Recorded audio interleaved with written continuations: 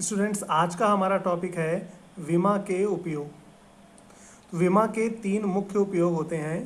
पहला होता है किसी समीकरण या सूत्र की सत्यता की जांच करना। दूसरा, दो या दो से अधिक भौतिक राशियों में संबंध स्थापित करना। और तीसरा, एक पद्धति के मात्रकों को दूसरी पद्धति के मात्रकों में परिवर्तित करना। ये विमा के तीन मुख्य उपयोग होते हैं जिनको हम एक एक करके पढ़ेंगे, समझेंगे। तो पहला उपयोग होता है किसी समीकरण या सूत्र की सत्यता की जांच करना। तो इसमें हम क्या करते हैं, किसी भी समीकरण या किसी सूत्र की सत्यता की जांच करते हैं विमी विधि द्वारा। हम ये देखते हैं कि दिया हुआ समीकरण या सूत्र सत्य है या नहीं। तो हमने गति के तीन समीकरण पढ़े हुए हैं। हम कोई भी समीकरण ले सकते हैं, बट ये आपने लास्ट क्लासेस में पढ़े हुए हैं, इसलिए हमने गति के समीकरण ले लिए। पहला समीकरण होता है v equal you plus A T, दूसरा s equal U T plus half A T square, और तीसरा v square equal you square plus 2as। जहाँ पर u क्या होता है, प्रारंभिक वेग, और वेग की विमा होती है LT-1। v होता है अंतिम वेग, और वेग की विमा LT-1। प्रारंभिक वेग हो या अंतिम वेग हो, उससे फर्क नहीं पड़ता, दोनों ही वेग हैं, इसलिए दोनों की विमा बराबर होंगी। s दूरी होती है और दूरी की विमा होती है L। a त्वरण होता है और त्वरण की विमा LT-2 होती है।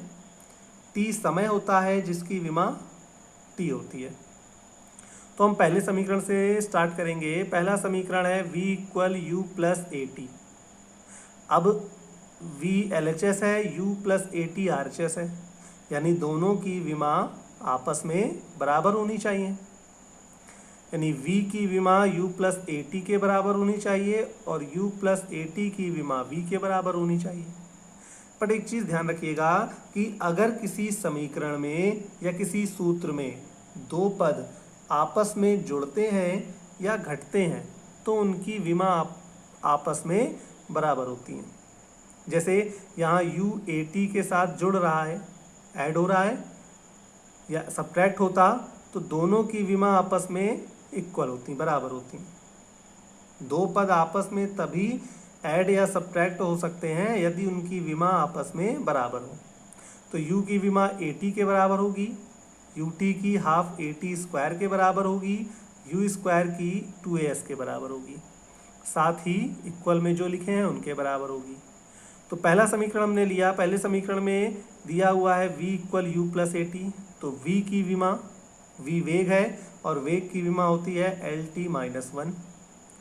u की विमा, u भी वेग है तो वेग की विमा LT-1। फिर AT की विमा, ए यहाँ पर त्वरण है, त्वरण की विमा होती है LT-2, तो हमने त्वरण की विमा ले ली।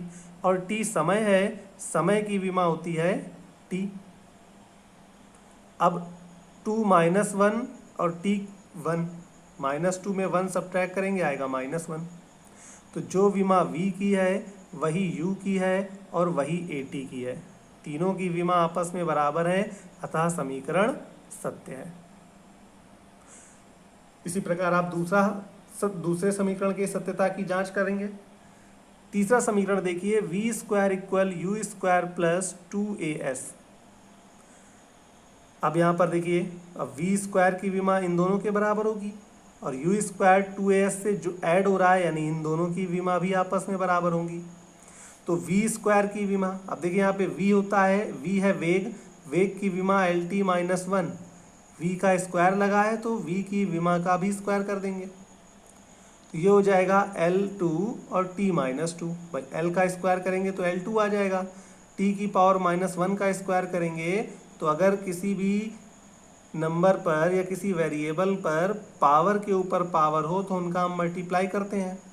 तो 2 का मल्टीप्लाई L की पावर कुछ नहीं है तो 1 मानेंगे, 2 का मल्टीप्लाई 1 में करेंगे तो 2 आएगा, और 2 का मल्टीप्लाई -1 में करेंगे तो -2 आ जाएगा।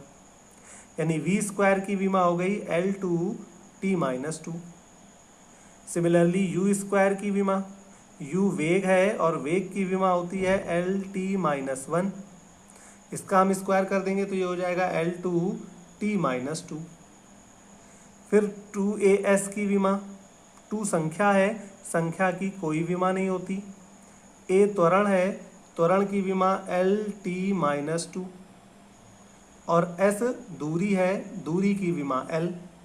तो L one one plus one two हो जाएगा, तो इसकी विमा भी आ गई L two T minus to. तो अब वी स्क्वायर की विमा बराबर यू स्क्वायर की विमा बराबर टू ए एस की विमा, तीनों की विमा आपस में इक्वल है, अतः समीकरण सत्य है।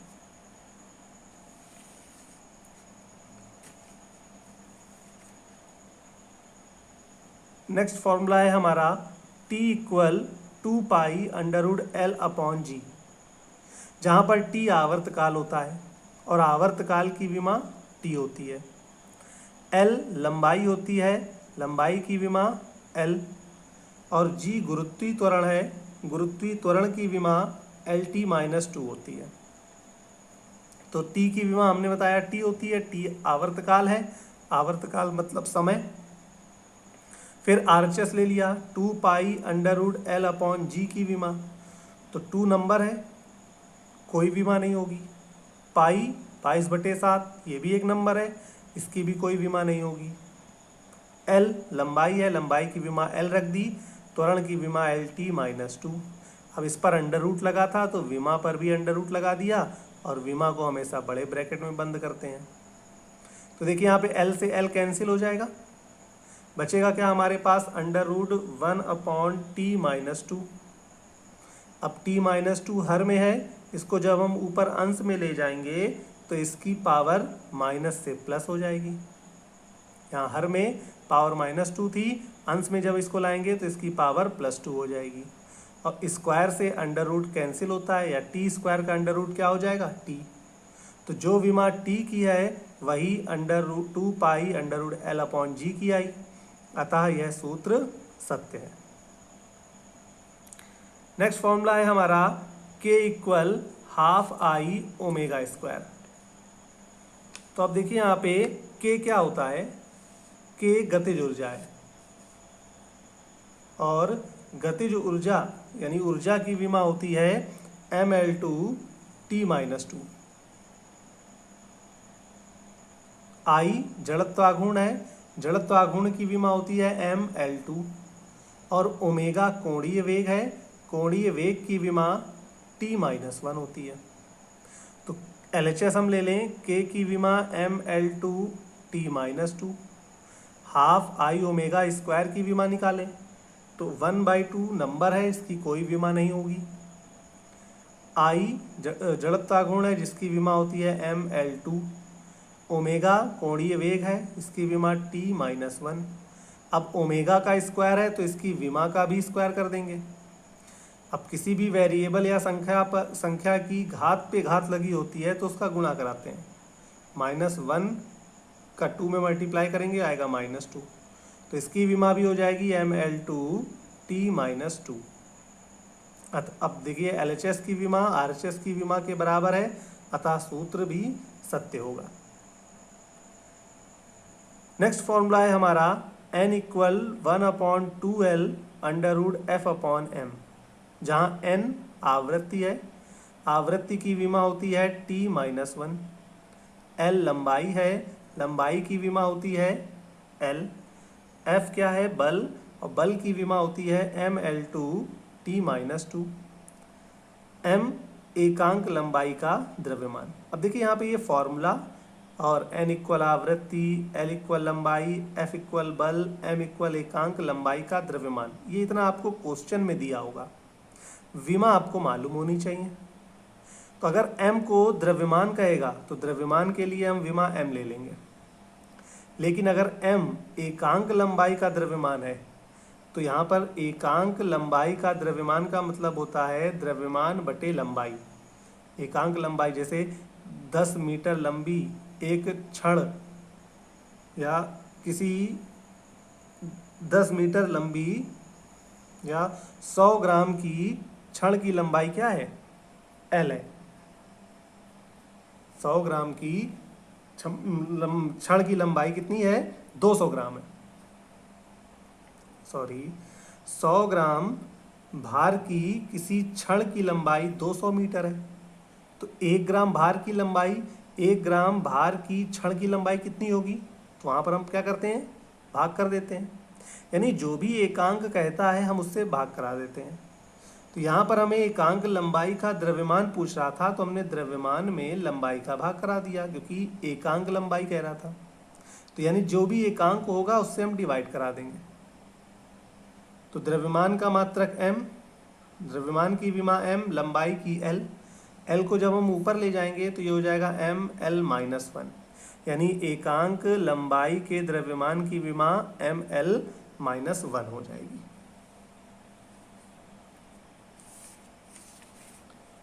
तो आवृत्ति की विमा ये हो जाएगी t-1। आवृत्ति की विमा होती है t-1। 1/2l √f/m की विमा निकालेंगे तो 1/2 संख्या है, इसकी कोई विमा नहीं होती। l की विमा l हो जाएगी लंबाई, बल की विमा ml-t-2 और एकांक लंबाई के द्रव्यमान की विमा ml-1 हो जाएगी। अब यहाँ m से m कैंसिल हो जाएगा, बचेगा 1/l √L-t-2/L-1। अब L-1 हर में लिखा है, इसको जब हम अंश में ले जाएंगे तो इसकी घात का चिन्ह बदल जाएगा, ये -1 से +1 हो जाएगा और फिर L × L L2 हो जाएगा। तो L2 का अंडर रूट L हो जाएगा, t-2 का अंडर रूट t-1 हो जाएगा। भाई L² का अंडर रूट L आया, यानी L की पावर 1, तो t की पावर -2 का अंडर रूट t की पावर -1 हो जाएगा। एक L से L कैंसिल हो जाएगा तो विमा हो जाएगी t-1। अब देखिए, जो विमा LHS की है वही RHS की है, अर्थात समीकरण या सूत्र क्या है, सत्य है। नेक्स्ट फॉर्मूला है हमारा ST = U + ½ A 2t-1, जहाँ ST क्या है, एकांक समय में तय की गई दूरी। तो ये दूरी है तो हमने दूरी लिख दिया, एकांक समय में है तो समय से भाग करा दिया, जो भी एकांक देगा हम उससे भाग करा देते हैं। तो दूरी की विमा L हो जाएगी, समय की T हो जाएगी। अब इस T को जब हम ऊपर ले जाएंगे तो इसकी घात का चिन्ह बदल जाएगा, तो T की पावर कुछ नहीं है तो यहाँ पावर 1 मान लेंगे। जब हम इसे हर से अंश में ले जाएंगे तो इसकी पावर +1 से -1 हो जाएगी। तो ST की विमा आ गई L-t-1। U वेग है और वेग की विमा होती है L-t-1। A त्वरण है, त्वरण की विमा होती है L-t-2 और t समय है और समय की विमा होती है t। तो अब ST की विमा हम निकालें, तो ST की विमा हमने निकाली है L-t-1। U और ½ A 2t-1 एक दूसरे से ऐड हो रहे हैं तो दोनों की विमा बराबर होनी चाहिए। तो U की विमा L-t-1 वेग होता है और वेग की विमा L-t-1। यहाँ पर देखिए A/2 2t-1 की विमा, तो 1/2 नंबर है, संख्या है जिसकी कोई विमा नहीं होती। A त्वरण है, त्वरण की विमा L-t-2।